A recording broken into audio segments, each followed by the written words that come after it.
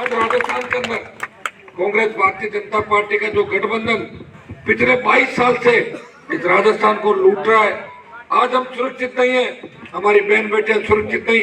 अखबार का पहला पन्ना पलटोगे तो अपराध, हत्या, लूट, डकैती, बलात्कार, यही घटनाएं अखबार के अंदर भरी पड़ी मिलती है। इसके लिए कौन जिम्मेदार है? इसके लिए शासन जिम्मेदार है। शासन कांग्रेस और भारतीय जनता पार्टी का रहा। तीसरी ताकत राजस्थान के अंदर खड़ी नहीं हुई। नेता तो हमारे समाज के भी और किसानों के बहुत हुए, राजस्थान के अंदर बड़े बड़े नाम हुए, लेकिन उन्होंने नंबर 3 और 4 की लड़ाई लड़ी, नंबर 1 की लड़ाई राजस्थान के अंदर किसी व्यक्ति ने नहीं लड़ी। इसलिए असली किसानों की सत्ता 70 साल में राजस्थान के अंदर नहीं आई। मैं आपको विश्वास दिलाता हूँ, थोड़ी हिम्मत रखें। सुजानगढ़ का जो चुनाव है ये ट्रेलर है और 23 की पिक्चर बाकी है, लेकिन ये ट्रेलर जब होगा जब सुजानगढ़ के चुनाव के अंदर राष्ट्रीय लोकतांत्रिक पार्टी के प्रत्याशी सीताराम जी यहाँ से जीत के जाएंगे। मंगरासर ग्राम पंचायत जो नई इस बार बनी है, मैं मंगरासर पंचायत के अंदर वोट की अपील करने के लिए आया हूँ। मैंने पूरे देश के अंदर किसानों का मान और सम्मान रखा। जब देश के किसानों को आवश्यकता पड़ी तो राजस्थान और उत्तर भारत से कोई दूसरा किसान का बेटा किसानों के साथ नहीं आया। एकमात्र नागौर का सांसद हनुमान बेनीवाल किसान कौम के खातिर सत्ता को ठोकर मार के आपका मान और सम्मान बढ़ाने के लिए आया। मैं आपके बीच कोई मेरा वोट मांगने के लिए नहीं आया। यहाँ 50 साल जो लोग विधायक रहे सुजानगढ़ के अंदर, उनको अता पता भी नहीं होगा कि सुजानगढ़ के गाँव के अंदर न तो पीने का पानी है, न बिजली है, न सड़क है, न स्कूल है। उनको पता है कि एक बार ये और एक बार ये। बीजेपी के जब खेमाराम को पूछा कि आप किन मुद्दों पर चुनाव लड़ रहे हो, तो खेमाराम बोला मुद्दा कौन सा है, माँ की बारी है। अब गया तो आप बताओ, वो अपनी बारी बता रहे। बाहर तो पानी, बिजली और उसकी बारी होती है, सिंचाई के पानी की बारी होती है। ये तो विधायक की भी बारी मानते हैं कि एक बार आ जाए और एक बार मैं आ जाऊँ। पिछली बार आपने निर्दलीय पट्टे से लड़ाया था, मेहनत करी आपने, 40,000 वोट लिए और मुझे भी कहा हनुमान जी आरएलपी खड़ी मत करना, मैंने खड़ी नहीं करी। और रतनगढ़ के अंदर प्रधान जी लड़े, मुझे तो मेरी तो इच्छा थी कि दोनों को मैं आरएलपी से लड़ा था, लेकिन वो अलग अलग लड़े। वो बोले मेरे खिलाफ प्रचार करने मत आना। मैंने कहा नहीं आऊंगा, मैं तो सबकी बात रखता हूँ। लेकिन अब की बार वो जोड़ा भी बिछड़ गया, वो संतोष भाजपा की गोद में बैठ गई और प्रधान जी कांग्रेस की गोद में।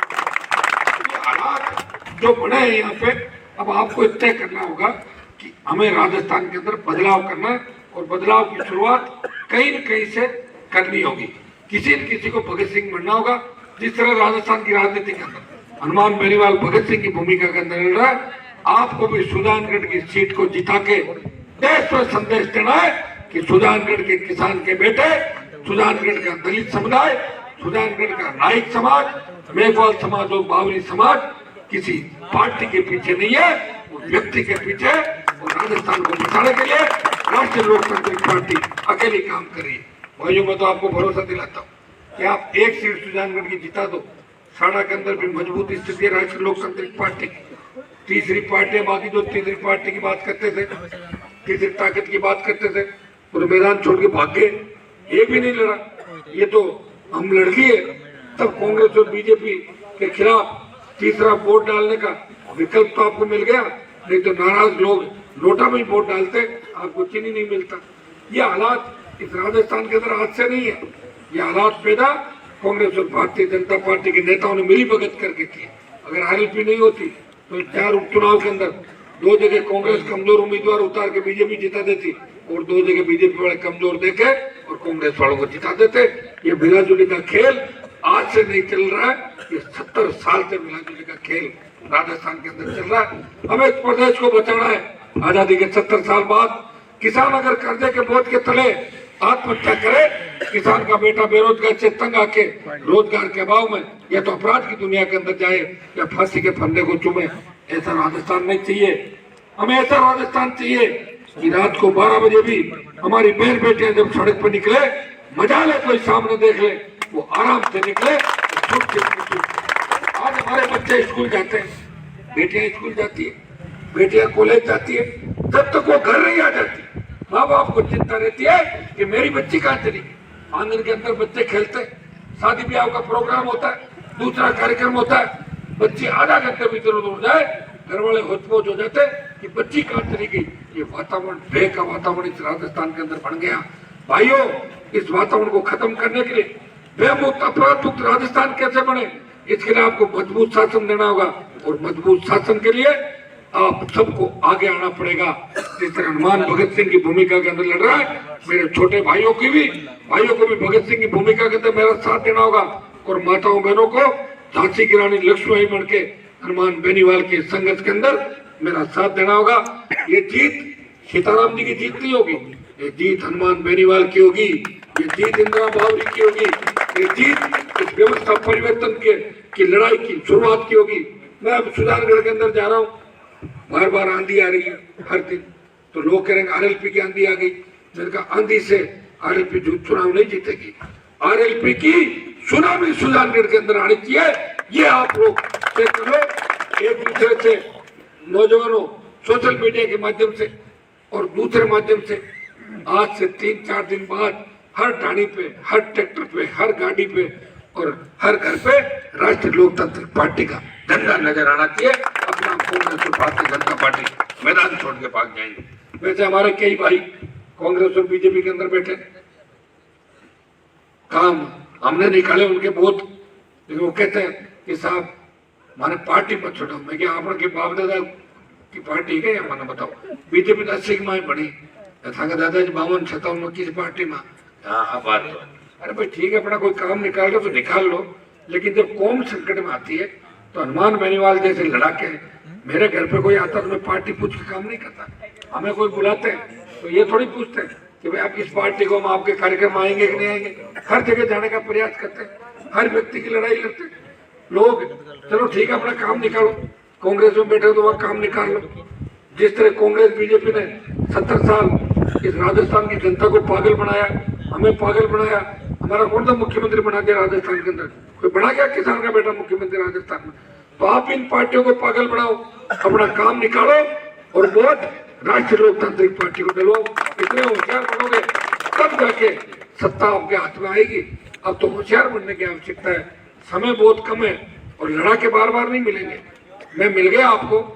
कई जातियां तो ऐसी है जो ढूंढती है और मेरा उदाहरण देती है कि काश हनुमान जी जैसे लड़ा के हमारी जाति में पैदा होते। तो भाइयों, उनको जोश आता है मुझे देख के, और मैं तो आपकी जाति के अंदर बैठा हूँ।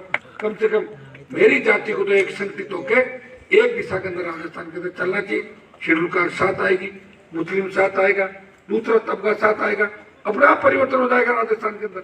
और जहां भी तीसरी ताकत देश के अंदर बनी है, हर उस राज्य के अंदर, चाहे उत्तर प्रदेश में यादव आए, चाहे मायावती आई यूपी के अंदर, हरियाणा के अंदर चाहे चौधरी देवीलाल का परिवार आया, पंजाब में अकाली आए, हर बड़ी जाति के साथ वहां दूसरी जातियों ने उनका साथ दिया, शेड्यूल कास्ट ने साथ दिया, मुसलमानों ने साथ दिया। अपने आप कांग्रेस भाजपा को पछाड़ के नई क्षेत्रीय पार्टियां बन गई और लगातार लंबे समय से देश के अंदर साउथ से लेकर ईस्ट, नॉर्थ ईस्ट तक राज कर रही है क्षेत्रीय पार्टियां।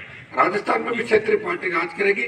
आप जिस दिन ये सोच लोगे कि हमें सत्ता के अंदर आना है, छोटे मोटे मन मुटाव छोड़ो कि मेरा दौरा इधर हो गया, पाली इधर हो गए, उसने मेरे को नूथा नहीं दिया, जीमन नहीं बुलाया, शादी में नहीं बुलाया, फलाना वोट नहीं दूंगा, तो इससे तो सत्ता में नहीं आओगे।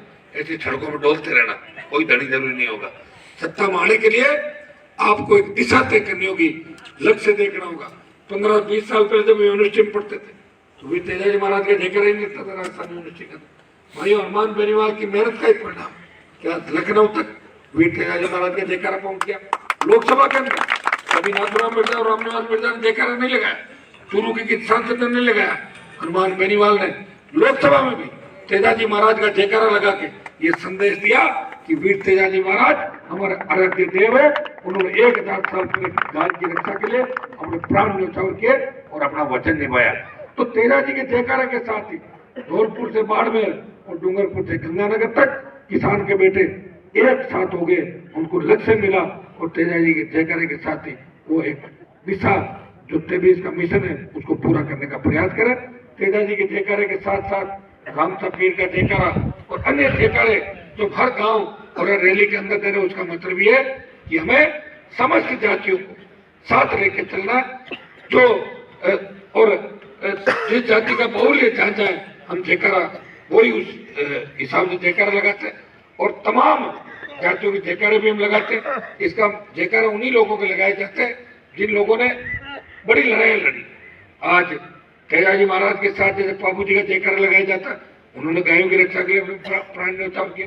दशनाथ जी महाराज का जयकारा या राम साहब पीर का जयकारा, जिन्होंने पिछड़े लोगों को आगे बढ़ाने का काम किया, प्रयास किया और मेघवाल समाज को हक और अधिकार दिलाया। तो जयकारे उन्हीं लोगों के लगते हैं जिन्होंने लड़ाई लड़ी और इतिहास उन्हीं का बनता है जो लड़ते हैं। और हनुमान बेनीवाल के नाम के इतने गाने राजस्थान के अंदर बने। कई मेरे को नेता कहते हैं कि आप इतने गाने क्यों बन रहे? मैंने कहा एक काम कर, तू तेरे वाले बड़े नेता के जूत उतार के उसकी मार दे दो। तो बोले मुझे तो पार्टी से निकाल देगा, तो तेरे गाना भी नहीं बनेगा। गाने तो उनके बनते हैं जो अपनी जिंदगी वो यूं रख के चलते, पता नहीं कब मौत आ जाए और कब कुछ हो जाए। अपनी गाड़ी भी रखता हूँ मैं, तो मेरा सिस्टम सारा देखो। ये पार्टी भी या आप सब लोग जब बनी, किन परिस्थितियों के अंदर पार्टी बनी, कैसे लड़ाई लड़ी, अब बताओ। 3 बजे जाके सोऊंगा, 9 बजे उठ के चल दूंगा। नहीं तो सीताराम जी के वोट की चिंता मुझे, इनसे ज्यादा मुझे चिंता है सुजानगढ़ सीट की। और ये उम्र में मेरे से बड़े लेके समय पे उठ के ये आ जाएंगे, लेकिन मेरे दिमाग में कितनी परेशानी है। मुझे साड़ा की भी चिंता है, राजसमंद की भी चिंता है, किस बदमाश को ठीक करना है, किसको बचाना है, और कैसे जितने भी आप लोग कामकाज मुझे देते हो, घोषणाएं कराते हो, इनकी कैसे पालना होगी। तो भाइयों रूटीन बन गया और लड़ते लड़ते 25 साल निकल गए। और इस सुजानगढ़ में अगर इस बार आपने बदलाव नहीं किया तो मुझे भी थोड़ा सा थकावट महसूस होगी। मैं लड़ना छोड़ूंगा नहीं, लड़ाई तो जारी रहेगी। और इसमें आपने अगर सीट जिता दी तो आप सोचो कि कांग्रेस और भारतीय जनता पार्टी के नेता पार्टी छोड़ के आरएलपी ज्वाइन करने के लिए लंबी कतार राजस्थान में लग जाएगी। ये तो चमत्कार को नमस्कार है, जहाँ चमत्कार वही नमस्कार।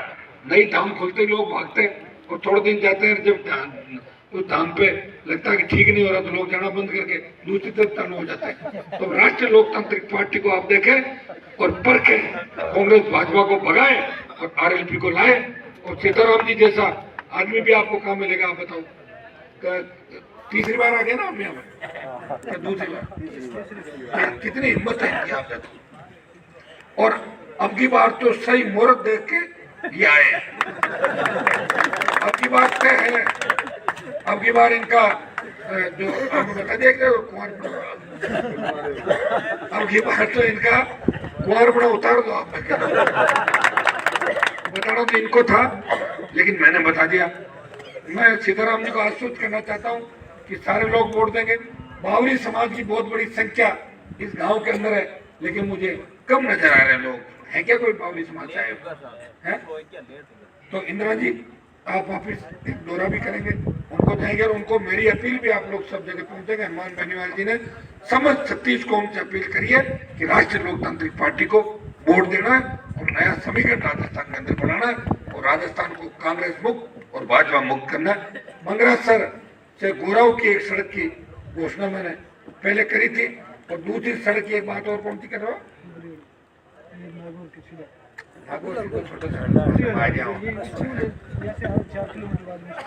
ठीक है। तो ये कंवरी लाल बता रहा है, इसको इस सड़क को भी आप किसी जांच करना मुझे लिख के दे देना, ठीक है। एक तो मेरी घोषणा है वो भी जरूरी है, और ये जो कह रहे हैं इसको भी कराएंगे। दोनों सड़कें मंगरासर के बनाएंगे।